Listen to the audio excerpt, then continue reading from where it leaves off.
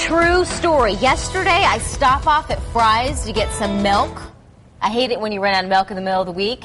And I picked up some salmon because it was on sale, the kind that's never been frozen before. I walk in today, and we're making salmon. See? We're making a salmon recipe. I'm impressed. See, I am impressed. You were channeling Chef Laura yesterday. Yes, I'm impressed with my, clairvoyance. So we're going to talk about a rub, and we're going to talk about some pasta, and a fabulous cream sauce. Yes, exactly, Yum. exactly. As a matter of fact, the name of the pasta dish itself is a penne with a creamed leek and spinach sauce, okay? Okay. Which, when we say the word creamed something, it just doesn't sound so good, but in actuality what it is, it's cooking out these vegetables and adding a little cream, letting it reduce and thicken, and making its own sauce. I've never used leeks before. Well, we're going to use leeks today. Okay. So we're going to add this to your repertoire. Well, this is a leek right here, okay? So a leek is the same family as onions, scallions, etc. Kind of looks like a scallion on steroids, as a matter of fact. Okay? Yes, it does, in fact. And here, what's very important about the leek, though, is when you prepare this, it's easier to cut it first and then wash it because it grows up through the dirt and it brings all the dirt with it, okay? So don't wash it first because it's not going to do anything for you.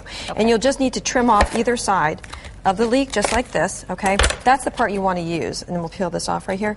And then, before you go to, see, there's the dirt right there we're talking about. So if your camera wants to see, I'm not making this stuff up. Just cut this right in half, and then you have a nice flat surface on which to cut. And then you just want to do this nice thin slices just like this. Is it going to be the consistency of like a cabbage? Or no, it'll be very similar to onion. Like an onion, so it'll still have a crunch to it. Think of it as somewhere between a green onion and shallot, if you will. And flavor-wise, it's milder than onion. Okay. And, if you smell that, it's a little bit on the sweet side. Okay. Then what I do is I put it into a little colander just like this, and I wash it off and let it drain off. Okay. So that's what you want to do for your leek. I kind of jumped forward. I think we were going to talk about the salmon, but I was interested in the leeks. Take me around the map. I'll follow you. It doesn't matter. Okay. So we're going to be doing some salmon today also, and what we're going to put on the salmon is a spice rub, and our spice rub is going to be comprised of smoked paprika. So this is our first smoky element. Smoked sea salt, which is our next smoky element.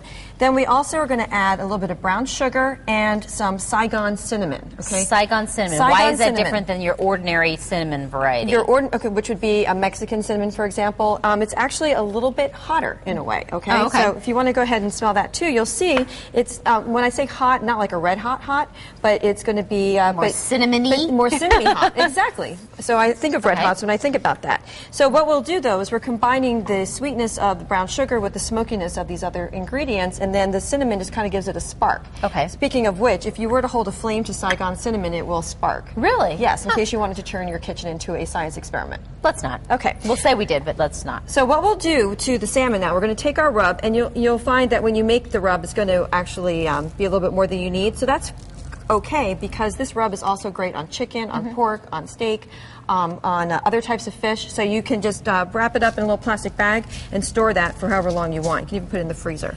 So I'm going to give this a good rub, and then the only other thing I'm going to do to the salmon to prepare it for the oven is I'm going to take a knife and I'm just going to score it a little bit. And this is how I'm going to go down into it? Or? Well, yeah. So I'm going to take my knife and watch how I do this. I'm just going to very gently, without going through the skin, because this is skin on. Okay, I just scored it. So as this cooks, it will cook a little more evenly through the thicker parts. Okay. Because the thinner will obviously cook very quickly. And because I'm doing the skin on, okay, what will happen as this cooks is that the salmon skin is going to stick to the parchment.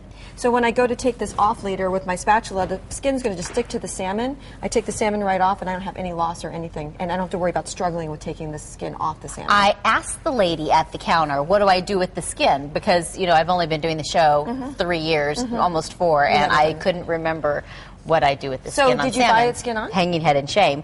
I bought it skin on, and I bought the one that that hasn't been frozen. Is that that's supposed to be fresher and? Well, that's wonderful. So now you have skin on salmon at your house.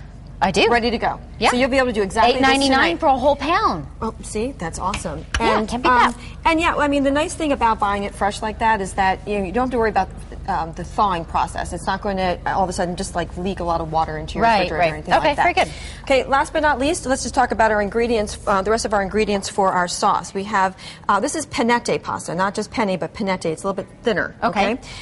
We've got a little bit of chopped basil right here, and we'll chop up some more, some freshly chopped baby spinach, and of course our leek, and some heavy cream. All right. So what we're going to do... Should I roll this up? Yes, I want you to give that a nice chop, and then what we'll do in our next segment is we're going to go ahead and make the sauce in its entirety. Okay? Okay, sounds good. So, any other questions around what we're doing right now? No, just how long till I eat, right, Andy? That's the question Andy wants to know. Hey, I'm thinking that she might give you some of those spices, and you're set for dinner. Oh, I'm telling you, you're thinking like me now.